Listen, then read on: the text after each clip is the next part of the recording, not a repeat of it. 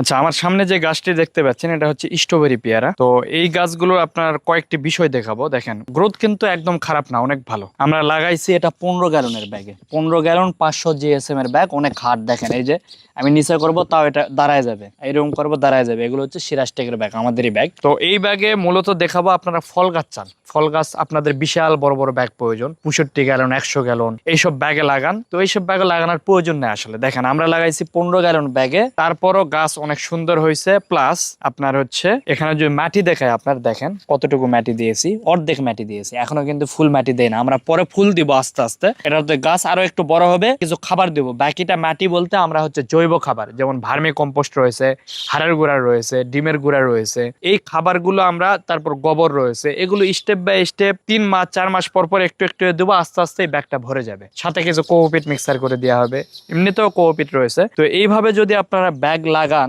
গাছে যদি লাগান, আমরা বলবো না যে 15 গ্যালনে লাগান, আপনারা সর্বোচ্চ 35 গ্যালন পর্যন্ত যাইতে পারেন। তবে 15-25 এগুলোই বেস্ট যদি এরকম ছোট হয়। আর যদি গাছ অনেক বড় হয়ে যায়, যেমন এই গাছের বয়স যখন 8-10 বছর প্লাস হবে, তখন 35 থেকে 45 গ্যালন বেস্ট। আপনার প্রয়োজনীয় ছাদ বাগানের পণ্য অথবা নদী ও পুকুরের পাড় ভাঙন রোধে geo textile geo bag order করতে আমাদের ওয়েবসাইট ভিজিট করুন।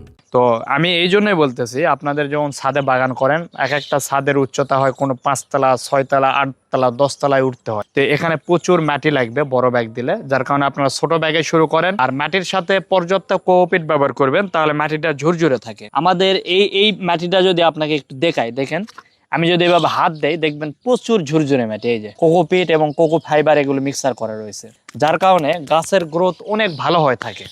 তো এইভাবে চেষ্টা করবেন, শুরুতে এত বেশি মাটি দিতে হবে না, ব্যাগের হাফ মাটি দেন, গাছ লাগান। গাছ মোটামুটি একটু ভালো হলে আস্তে আস্তে গাছের লক্ষণ ভেদে বিভিন্ন খাবার প্রয়োগ করতে হবে। বর্তমানে এআই এর যুগ, আপনি একটু গাছের কোনো সমস্যা হলে ছবি উঠে এআই কে দেন, বলে দিবে যে আপনার, যদি বলেন অর্গানিক ভাবে আপনি দিবেন, তো আপনাকে বিভিন্ন এরকম হাড়ের গুঁড়া, ভার্মি কম্পোস্ট, টাইকো কম্পোস্ট, ডিমের গুঁড়া এগুলো সাজেস্ট করবে। এগুলো আপনি জাস্ট গাছের গোড়া একটু দিয়ে দেন, দেখবেন প্রতি 3 মাস 4 মাস বা 6 মাস পর পর এইভাবে খাবার দিতে দিতে বাকি ব্যাগ ভরে গেছে আপনার।